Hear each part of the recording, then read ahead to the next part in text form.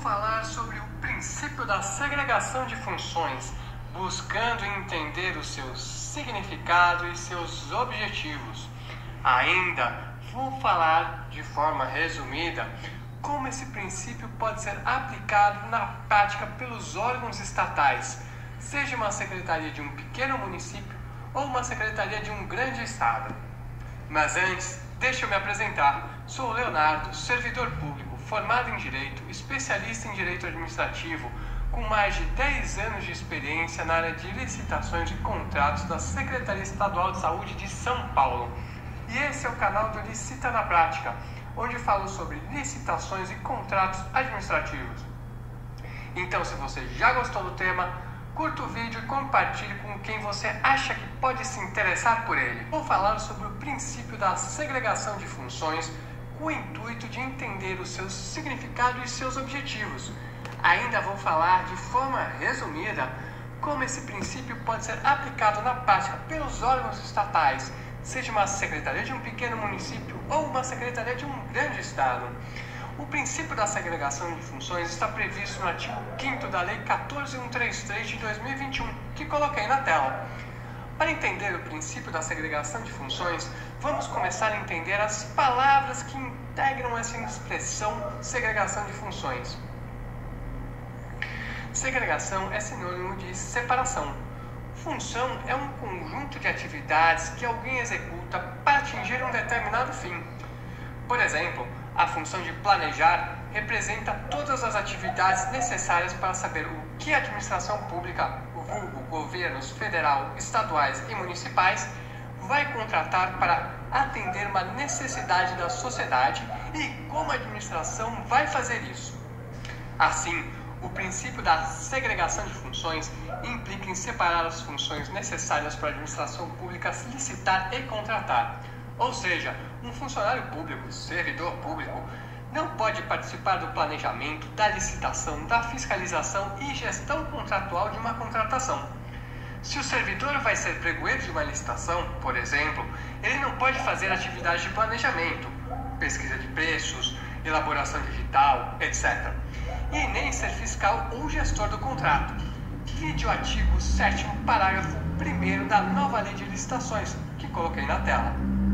Portanto, no mínimo, a área de licitações deverá ter 4 pessoas diferentes, atuando em cada licitação e respectivo contrato, pois é necessário ter um responsável pelo planejamento, um responsável pela licitação, vulgo agente de contratação ou pregoeiro, um responsável pela fiscalização do contrato e um responsável pela gestão do contrato. Nesse momento, não vou entrar na discussão dessas duas últimas funções. Isso será abordado em um futuro vídeo para distinguir as atividades exercidas por cada uma dessas funções. Voltando ao assunto desse vídeo, fica a pergunta: quais são os objetivos que o princípio da segregação das funções pretende alcançar? Esse princípio visa evitar erros e casos de corrupção. Mas como o princípio da segregação de funções vai fazer isso? Vamos pensar em um jogo de futebol. Se uma mesma pessoa é o goleiro, meio-campista e atacante, ela não vai conseguir ver as falhas na defesa, as fragilidades no meio de campo e as oportunidades de gol. Exemplificando, nas contratações públicas, se uma pessoa faz planejamento de um pregão e outra será o pregoeiro dessa licitação, se houver uma falha de planejamento, é muito mais provável que a administração veja a falha, porque é uma outra pessoa revisando o trabalho de planejamento, bem como maiores são as chances de a administração corrigir a falha, até mesmo porque, por vezes, o ser humano não enxerga o erro por não querer admitir que errou. Além disso, quanto maior o número de pessoas envolvidas, menores são as chances de ocorrer casos de corrupção. Por 2 motivos. Como tem mais gente para fiscalizar o processo de contratação, maiores são os riscos de se descobrir a corrupção e maior será o custo do licitante corrupto para conseguir ganhar a licitação e não ser pego, porque terá que subornar mais pessoas para tanto.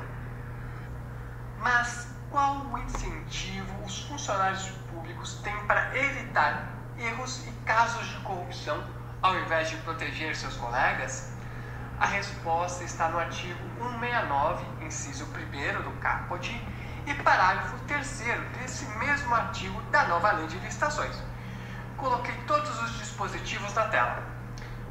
Como vocês podem ver, resumidamente, os servidores que participam do processo de contratação são considerados pela 14133 como a primeira linha de defesa das contratações públicas e, como tal, têm o dever de, ao verificar uma falha, uma irregularidade na contratação, corrigir ela e, se for o caso, adotar as providências para apurar se houve conduta por culpa ou dolo de servidor que deu causa à irregularidade e a prejuízos à administração. Portanto, uma clara mensagem para quem atua na contratação pública de que são responsáveis pelas contratações em que atuam. Como vocês podem ver, o princípio da segregação de funções visa promover a eficiência e a probidade nas contratações públicas, o que demonstra a relevância desse princípio. Apesar da sua importância, esse princípio não pode ser aplicado da mesma forma na Secretaria de Educação de um pequeno município e na Secretaria Estadual de Educação de Minas Gerais. Vamos entender isso um pouco melhor. Dada a relevância do princípio da segregação, quanto mais estruturado for um órgão estatal, mais provável que os objetivos pretendidos por esse princípio sejam alcançados. Como assim? Por exemplo, ao invés de uma única pessoa responsável por todo o planejamento, o órgão tem um setor que cuida de planejamento, subdividido em grupos, cada um responsável por uma parte do planejamento. Por exemplo, um grupo de pessoas cuidando das atividades relacionadas à pesquisa de preços, um grupo de 4 pessoas cuidando da elaboração do edital, etc. Ou seja, você tem mais pessoas envolvidas no processo, não apenas porque, no nosso exemplo, cada parte do planejamento terá um grupo responsável, mas também porque você terá, em suma e grosseiramente falando, um revisor do trabalho de cada grupo, os chefes desses grupos, e um revisor do trabalho do setor de planejamento, o chefe do setor de planejamento. Esse tipo de estruturação pode ser aplicado em outras partes da contratação pública. Só que esse tipo de estruturação tem um custo alto, que somente faz sentido em órgãos cujas contratações anuais representem um valor alto e que, em regra, têm recursos para fazer esse tipo de estruturação, se já não a tem. Assim, mesmo o princípio da segregação sendo relevante, não se pode exigir de um pequeno município, cujas contratações anuais não representam um valor elevado e que não possuem recursos para efetivar uma estruturação complexa, o mesmo nível de organização que um ente com mais recursos. No entanto, apesar dessas dificuldades, os pequenos municípios devem se estruturar de forma a minimamente atender esse princípio, o que, a meu ver, resulta na criação de um setor de licitações com no mínimo 4 servidores, para que no processo de contratação você tenha pessoas diferentes atuando no planejamento, na licitação, na fiscalização do contrato e na gestão contratual. Mas se o município ainda não consegue se estruturar dessa forma, esse município pode fazer parcerias com outros municípios, por meio de termos de cooperação ou até mesmo consórcio.